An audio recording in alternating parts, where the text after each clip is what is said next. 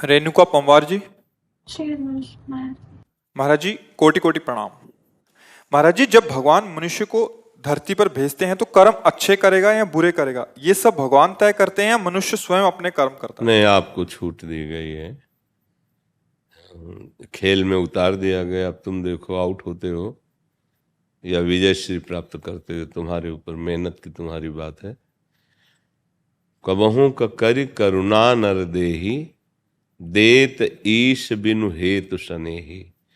बिना हेतु प्यार करने वाले भगवान ने संस्कृति मांझ बरियाय के पायो, मानुष देह वृथा कृत धारत। 84 के चक्र में कहीं भी गुंजाइश नहीं थी कि हम निकल पाते, तो रोक दिया, बीच में रोक दिया और मुझे निकालकर मनुष्य बना दिया। और मनुष्य बना करके भगवान ने साधु समागम शास्त्र रूप में अपने कल्याण का मार्ग निश्चित कराया। सत्य स्वरूप से भगवान तुम्हारे हृदय में बैठने, किसी से पूछने की जरूरत नहीं। जब आप गलत कदम उठाओगे तो अंदर से आ जाएगा सावधान, ये गलत है। मान लो गुरुदेव की बात, अंदर बैठे हैं वही समझा रहे हैं, पर हम इतने मदान्ध हो जाते हैं कि हमें वो बात सुनाई भी देती है, बाद में पश्चाताप भी करते, हमने क्यों नहीं माना। अगर मान लेते तो आज हम ऐसी बुरी दशा में ना आते, पर वो कामना के वशीभूत होकर ऐसा कार्य करता है। तो ये मनुष्य जीवन कोई पशु जीवन नहीं कि केवल आप प्रारब्ध भोगने आए हैं, आप नवीन प्रारब्ध बनाने आए हैं। पुराने प्रारब्ध को नष्ट करके नवीन प्रारब्ध की रचना करना, ये मनुष्य जीवन का परम कर्तव्य है। और ये होता है केवल भजन से, केवल भजन से, दूसरा कोई उपाय नहीं है। अन्य शुभ कर्म एक अलग है, अशुभ कर्म उसका फल अलग है, अन्य साधन उनका फल अलग है। लेकिन प्रभु के आश्रित होकर निरंतर नाम जप करना, इससे संचित कर्म भस्म हो जाते हैं। नवीन कर्म जो होने वाले हैं उन निष्प्रभावित हो जाते हैं। जो प्रारब्ध भोग है उसको सहने की शक्ति मिल जाती है। अगर नाम जप नहीं किया जाए तो फिर मनुष्य जीवन का कोई मतलब नहीं रह गया, तो पशुवत जीवन फिर रहता है। देखो ना आप, लोग राक्षसी बुद्धि को बढ़ावा देकर कहाँ पहुँच गए हैं, उन्नति मानते हैं। रोज शराब पीना, मांस खाना, नवीन नवीन शरीरों से व्यभिचार करना, वो अपने को सौभाग्यशाली धनी समझते हैं हमारी बड़ी उन्नति है, हम बड़े मौज में हैं। लेकिन जब तक पुण्य है तब तक भोग लो, और जिस दिन पाप का फल वर्तमान का पूर्व का जुड़ा तो तुम्हारे पुरखा पानी पा जाएंगे। जो अधर्माचरण है ऐसा रुलाएगा कि कोई आंसू पोंछने वाला नहीं मिलेगा विश्व में। पक्का पक्का समझ लो, केवल आपको भोगना पड़ेगा, आपको, आपका कर्म। हाँ, यहाँ कोई किसी का सहयोग देने वाला नहीं है। जब तक तुम्हारे सुकृत हैं तब तक तुम्हें सब हाथ मिलाएंगे, और जिस दिन दुष्कृत का परिणाम आएगा तो तुम बुलाओगे भी तो उसे सुनाई नहीं देगा, जाओगे भी तो पहचानेगा नहीं, मिलना चाहोगे तो छुप जाएगा कि कुछ ना कुछ मांग करेगा, कोई ना कोई बात करेगा। उधार भी देंगे तो वापस मिलने वाला है नहीं, सब उसे छोड़ देते हैं। इसलिए प्रार्थना है, भजन भले कम हो, गंदी बात नहीं होनी चाहिए। ये शराब पीना, ये मांस खाना, ये पराई माताओं बहनों या अन्य शरीरों से व्यभिचार करना, ये बहुत बुरी कलयुग की चाल है, सबको नष्ट कर देगा। एक बार ब्रह्मा जी से, ये चारों युग पुत्र हैं ब्रह्मा के, तो सामने प्रणाम किए। तो ब्रह्मा जी ने सतयुग से कहा कि हमने नरक की भी रचना रची है, तो कुछ ऐसा करना कि वो खाली ना रहे, कुछ तो चले जाए। तो सतयुग ने साफ मना कर दिया कि हमारे राज्य में कोई नरक नहीं जाएगा। त्रेता से कहा तो उनका कोशिश करेंगे, अपने बड़े भाई का अनुगमन करेंगे। अर्थात हो सकता है कोई चूक जाए तो बात अलग है, नहीं हमारे भी राज्य में कोई नरक नहीं जाएगा। द्वापर से कहा तो उनका भरसक आपकी आज्ञा का पालन करूंगा। कलयुग की तरफ जो, तो उनका पिताश्री जैसे भैया सतयुग ने कहा कि हमारे राज्य में कोई नरक नहीं जाएगा, ऐसे वादा करते हैं। हमारे राज्य में कोई स्वर्ग या परम पद नहीं प्राप्त कर सकता। चूक हो जाए तो बात अलग है, हाउसफुल रहेगा नरक। तो अब आप देखो, महापाप रखे गए जो हमारे शास्त्रों में हैं, जो शास्त्रज्ञ जन हैं वो जानते हैं, ये 5 महापाप रखे गए हैं।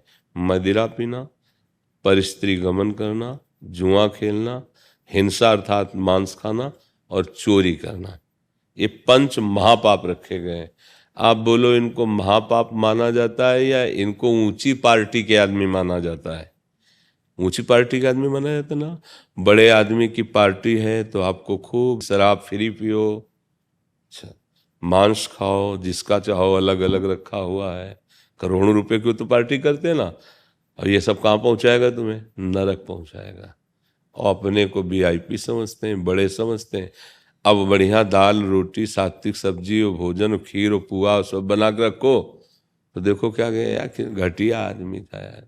इसका जब परिणाम आएगा, इसकी जब सजा आएगी, तब कोई पार्टी नहीं होगी, केवल तुम अकेले होगे जब भोगने का समय आएगा। अब यही बात समझाने के लिए संत महात्मा यात्रा करते हैं, मंडलियों से जा जाकर गांव गांव नगर नगर में जगाते हैं। अब ये बात मान लो तो भाई मान लो। अब आचरण पवित्र नहीं है और आके कहते हैं कि दुख मिटा दो, जैसे यहाँ ना। तो अब देखो भी यहाँ तो शास्त्र सम्मत जीवन है, शास्त्र सम्मत वाणी है। यहाँ ऐसा नहीं है कि हम तुम्हें राख दे दें या कोई जंतुर दे दें या कलावा बांध दें, कोई ऐसा नहीं है। भगवान के नाम से बढ़कर जो उद्धार कर सके, कल्याण कर सके, किसी राख में, किसी जंतुर में, किसी कलावा में या किसी के ऐसे करने में कुछ नहीं है। को न काहू के सुख दुख कर दाता और निज कृत कर्म भोग सुन भ्राता। नहीं, ऐसे ऐसे सिद्ध महापुरुष हुए हैं कि प्रकृति के कैंसर को मिटा दें। रामकृष्ण परमहंस जी के गले में कैंसर था, भाई जी के उदर में कैंसर। बड़े बड़े महापुरुषों को पीड़ा युक्त देखा जाता है। और भजन का प्रयोग पीड़ा मिटाने के लिए नहीं, वो तो प्रभु की प्राप्ति के लिए है। तो इसीलिए अगर आप दुख से बचना चाहते हो, सदा सदा के लिए आनंद में डूबना चाहते हो, तो एकमात्र भगवान का नाम है। ज्ञान विज्ञान की बुद्धि नहीं रह गई है, साधन चतुष्टय संभाल सको इतनी तुम्हारी क्षमता नहीं रह गई है। तो भगवान के आश्रित हो जाओ। राम कृष्ण हरि राधा राधा जो नाम प्रियो। और हाथ जोड़ के प्रार्थना है, अगर शराब पियोगे, मांस खाओगे, पराई माता बहन या अन्य शरीरों से व्यभिचार करोगे, तो चाहे जितना राम राम जप लो, आपको अनुभव में आनंद नहीं आएगा और क्लेश बढ़ेगा और आपकी अश्रद्धा हो जाएगी नाम में, अश्रद्धा हो जाएगी भगवत मार्ग में। परहेज ठीक ना हो तो औषधि पीड़ा विशेष प्रदान करने लगती है।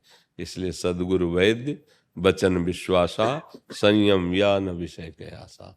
पक्का बिल्कुल भ्रमित मत हो। जितना तुम अच्छे कर्म करोगे, नाम जप करोगे, उतने आनंदित रहोगे।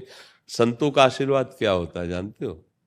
जो हम भूल में भटक रहे थे, उनके वचनों से हमारा सुधार हो गया, ये होता संत आशीर्वाद।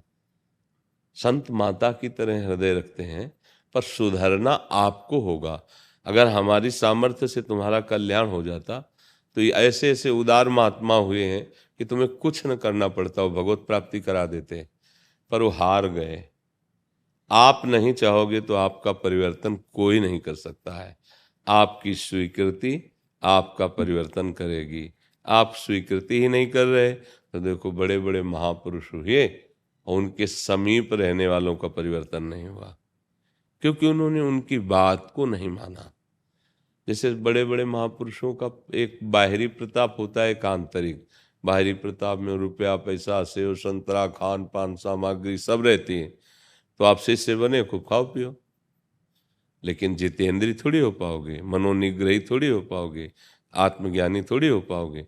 उसके लिए तो उनके बाह्य प्रताप का भी त्याग करना होगा और आंतरिक में घुसना होगा कि किस आनंद में रहते हैं। तब तुम्हारा जीवन सत्य और सच्चिदानंद से भर जाएगा, प्रकाशित हो जाएगा। तो हम तो कहा 24 घंटे में अगर 24 मिनट नाम जप करोगे तो तुम्हें उठा लेगा, जहाँ हो जिस धरा से वहीं से उठाता चला जाएगा। तो यार 24 घंटे में 24 मिनट देने में क्या जाता है?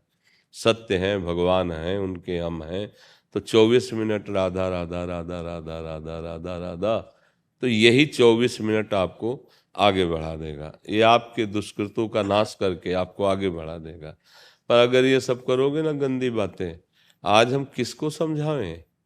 मनोरंजन ऐसा समाज प्रिय बन गया है कि कैसे समझावे? गर्लफ्रेंड बॉयफ्रेंड, भैया ये जहर तुम्हें दिखाई नहीं दे रहा है पर तुम्हारा नाश कर रहा है, तुम्हें मार रहा है। जब संयम से कन्या पाणी ग्रहण होता और फिर गृहस्थी में जाती, पवित्र संतानें, पवित्र भाव उत्पन्न होते। संयम से बालक ब्रह्मचर्य रहकर जब किसी लड़की का पाणी ग्रहण करता, दोनों की प्रियता बहुत काल तक गृहस्थ धर्म में अतिथि सेवा, भगवत सेवा करते हुए भगवत प्राप्त होते थे।